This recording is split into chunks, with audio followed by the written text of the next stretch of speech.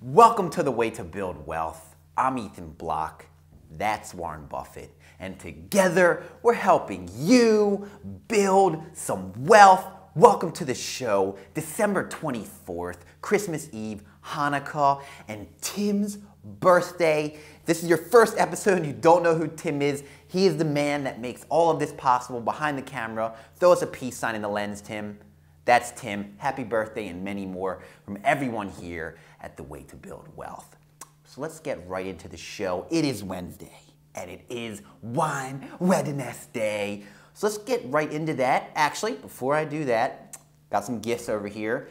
Big thanks to my Aunt Jackie. Greatly appreciate the Hanukkah munchies. And there was one other thing I wanted to say. Yeah, so real brief. Today we're going to be talking about lessons learned from the Madoff Ponzi scheme, which if you haven't heard of, we'll get more into, to take with you into 2009. Because as Warren Buffett likes to say, it's all about learning vicariously through others' mistakes. So let's go with the wine real quick. This is a 2006 Argentinian Malbec that goes by the name Nove Cento. Let's give it a taste.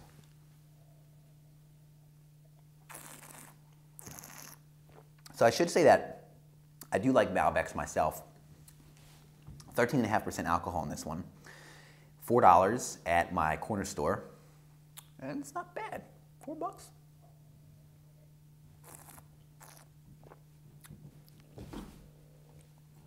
It's not too bad at all. I know I always have that shake, but pretty good. Reasonably decent. So let's get right into the show. It's, as I said, you know, Christmas Eve, Hanukkah, Tim's birthday, a big show.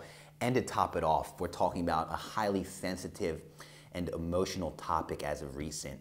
Benard Madoff, pretty much on December 10th, came clean to his two sons, stating that he was running the largest investment in financial fraud ever.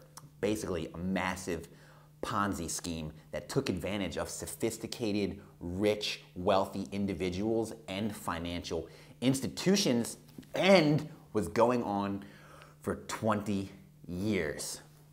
I'm gonna leave it at that in terms of the detail, and I'll link up down below, you know, a little bit deeper of a summary and also a video which will help explain the situation.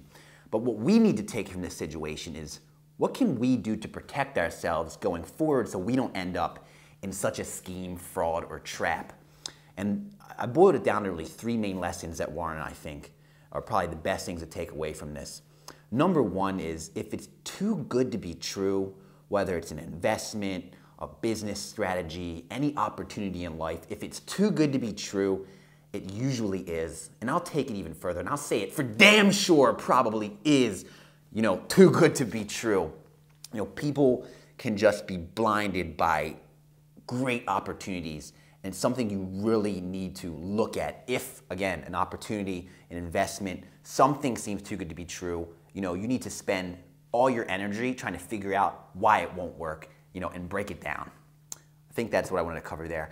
Number two, and this kind of goes with the first one, is question everything. Again, an investment or anything else that comes up in life, you want to question. If you have a financial planner or a broker and they're like, hey, you know, think about this investment or think about this life insurance policy, you want to ask unbelievable, obnoxious, countless questions. You know, why are you recommending me this investment? What's the advantage of this investment? What's the returns? Other people are doing it. Are you getting any fees from selling it to me? You know, why? You're talking about your money, your own hard-earned money. Ask tons of questions. This Madoff Ponzi scheme was able to, you know, become this massive, you know, financial fraud because no one asked any questions that invested their money with him. And the people that did ask questions were kicked out of the fund. And then there was nothing, you know, brought more up about that. I'll link up the story down below. It is so tragic. And, you know, I'm not going to get more into that. The third thing to take away from this is, you know, put your psychology in check. I know I phrase that weird, but I think that's how I want to do it. Put your psychology in check.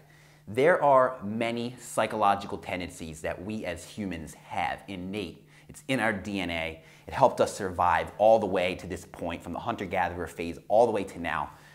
But nowadays, people, salesmen, marketers, what have you, can take advantage and exploit these psychological tendencies to take advantage of you. Vice Chairman of Berkshire Hathaway, Charlie Munger, whom I'm a big fan of, Buffett's main man, he has like 20 psychological tendencies, which we'll talk about on another day, which are just fascinating.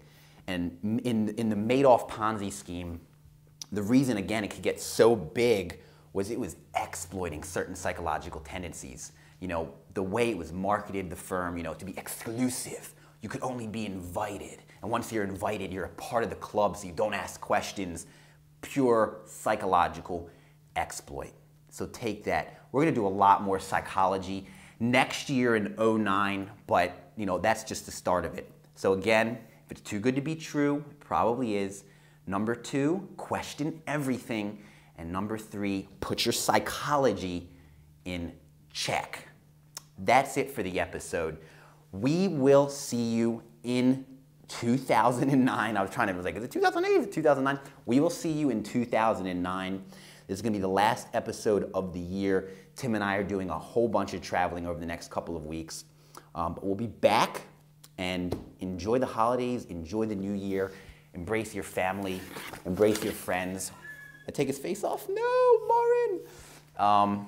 And enjoy it. I think it's where we'll leave it here on the way to build wealth. I'm Ethan Block. That's Warren Buffett.